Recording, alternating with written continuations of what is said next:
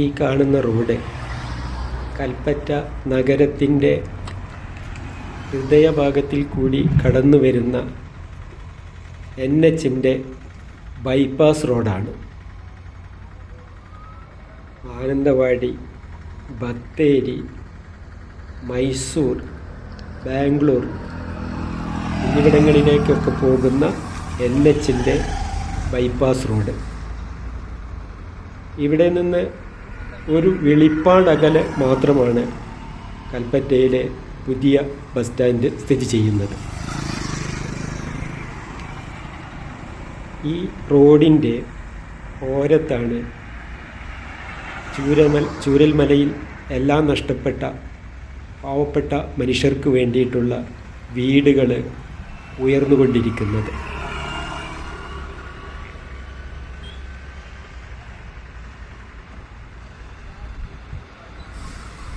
പങ്കെടുക്കുന്ന താക്കോൽദാന ചടങ്ങിൻ്റെ പന്തലാണ്.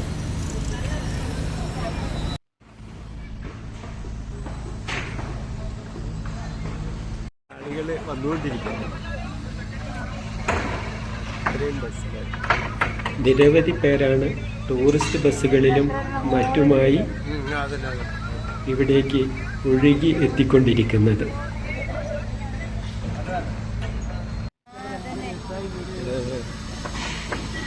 നല്ല വർക്കല്ലേ, അസല് പണിയൊക്കെ ഉണ്ടല്ലോ. ബിൽഡിങ്ങിന്റെ പണി വർക്ക് കണ്ടാൽ തന്നെ നമ്മൾ ഞെട്ടിപ്പോകും. അത്രയും നല്ല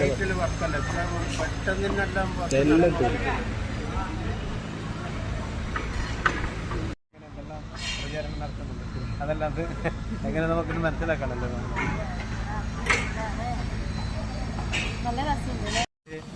ഗവൺമെന്റ് ഇപ്പം നടപ്പിലാക്കുന്ന പദ്ധതികളെ കുറിച്ച് ഈ 400 വീടിന്റെ പണി ഏത് വിധത്തിലായി ഇതിൻ്റെ ഒരു പരിശോധന നടത്താൻ വേണ്ടി ഞങ്ങൾ ഇവിടെ വന്നത്. എന്തായി ഇപ്പോൾ 178 വീടിന്റെ താക്കോൽദാനം 25-ാം തീയതി കൊടുക്കുന്നതെന്ന് അറിഞ്ഞിട്ടില്ല കുട്ടിയാണ്. അപ്പോൾ അതുകൊണ്ട് കണ്ട് ഞങ്ങളെ പ്രദേശത്തിലെ ഞങ്ങളെ സംഘടനയിലെ നേതാക്കന്മാരാണ് ഇവിടെ വന്നിട്ട് എല്ലാവരും കൂടി ഇത് കണ്ട് അവരെ കൂടി ബോധ്യപ്പെടുത്താൻ, ബാക്കിയുള്ളവരെ കൂടി പറഞ്ഞ് ബോധ്യപ്പെടുത്താൻ ഞങ്ങൾ കുടുംബസമേതയുണ്ട്. ബാക്കി എല്ലാവരും നേതാക്കന്മാർ ഉൾപ്പെടെ എല്ലാവരും ഉണ്ട് അല്ലേ. ഗവൺമെന്റ് നടത്തുന്ന നല്ല കാര്യങ്ങളും നമ്മൾ പുറത്ത് പറയാൻ കഴിയണം. കാസർഗോഡ് എവിടെയാ? കാസർഗോഡ് ബേടകം. എപ്പോൾ നിങ്ങൾ? ഇന്നലെ വന്നിരിക്കും. ഇന്നലെ 9 മണിക്ക് കാസർഗോഡ് പുറപ്പെട്ടു.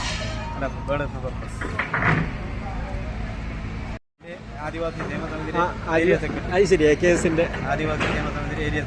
Very good. രാമേന്ദ്രൻ അല്ലേ? വെരി രാമേന്ദ്രൻ.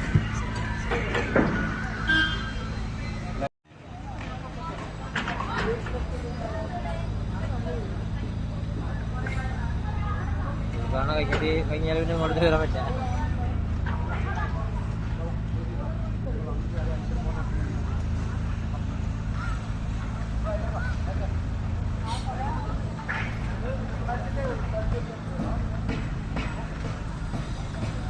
നിരവധി പേരാണ് ടൂറിസ്റ്റ് ബസ്സുകളിലും മറ്റുമായി ഒഴുകി എത്തിക്കൊണ്ടിരിക്കുന്നത്.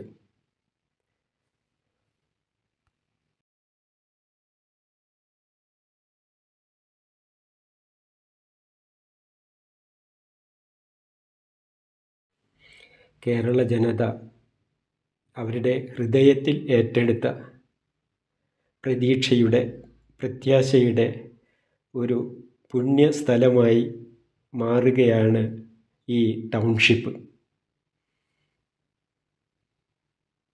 ചൂരൽമല ടൗൺഷിപ്പ് പ്രവൃത്തികൾ ദ്രുതഗതിയിൽ നടന്നുകൊണ്ടിരിക്കുകയാണ്.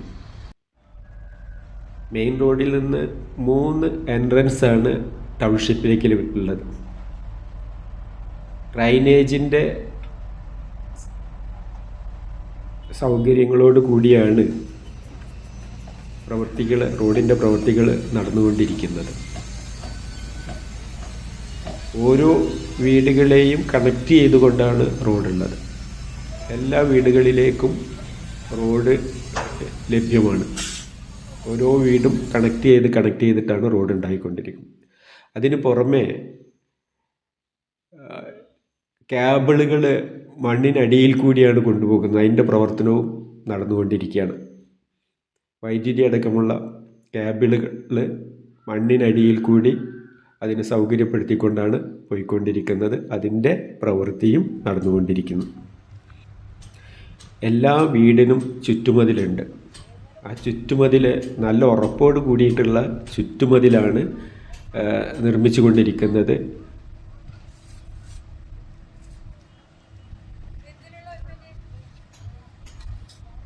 ചുറ്റുമതിലിൻ്റെ പ്രവൃത്തിയൊക്കെ കാണേണ്ടതാണ്. അത്രയും ഭംഗിയായ രീതിയിലാണ് ഓരോ വീടിനും ചുറ്റുമതിൽ തയ്യാറാക്കിയിട്ടുള്ളത്.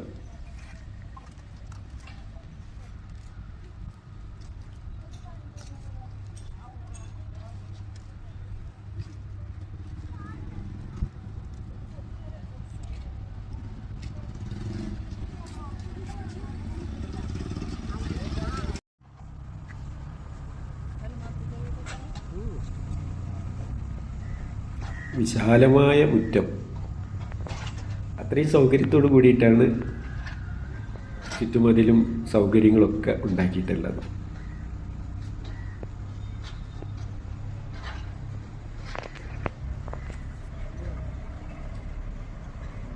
പുറത്തു നിന്നാണ് ഇപ്പോൾ സ്റ്റെയർ കേസ് കൊടുത്തിട്ടുള്ളത്.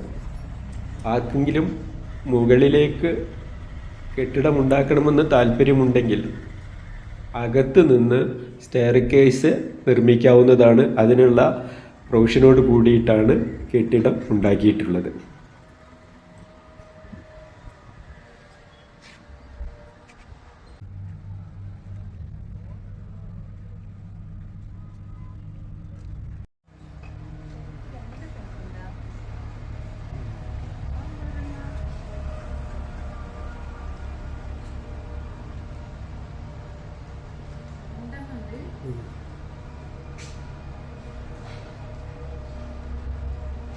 രണ്ട് ബെഡ്റൂം, അതിലൊന്ന് അറ്റാച്ച്ഡാണ്, ഒന്ന് കോമൺ ബാത്റൂമാണത്.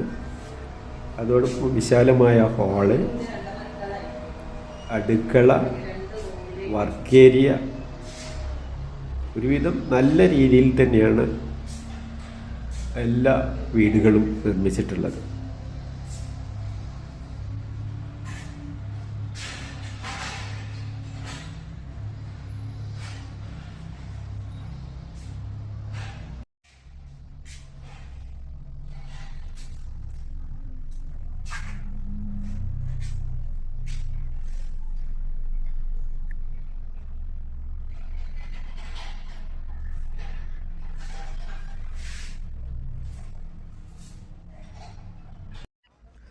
എല്ലാ വീടിന് മുകളിലും സോളാർ പാനലുകൾ സ്ഥാപിച്ചുകൊണ്ടിരിക്കുകയാണ് ഇപ്പോൾ.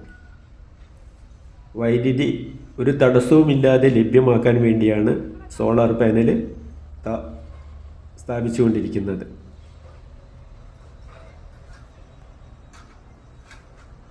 ഇതിന് പുറമെ കായിക വിനോദത്തിനാവശ്യമായിട്ടുള്ള സൗകര്യങ്ങൾ ഒരുക്കുന്നുണ്ട്. കൂടാതെ പൂന്തോട്ടം ഒരുക്കുന്നുണ്ട്. പിന്നെ അതുപോലെ തന്നെ ഹെൽത്ത് സെൻറ്റർ, അതും കിടത്തി ചികിത്സയ്ക്ക് ഒക്കെ സൗകര്യമുള്ള ഹെൽത്ത് സെൻറ്റർ തുടങ്ങിയ എല്ലാ സൗകര്യത്തോടും കൂടിയിട്ടുള്ള ഒരു ടൗൺഷിപ്പാണ് ഒരുങ്ങിക്കൊണ്ടിരിക്കുന്നത്. തീർച്ചയായിട്ടും ഇതൊരു മാതൃകയായിരിക്കും. അത് ഇന്ത്യക്ക് മാത്രമല്ല, ലോകത്തിന് തന്നെ ഒരു മാതൃകയുള്ള ടൗൺഷിപ്പാണിത്.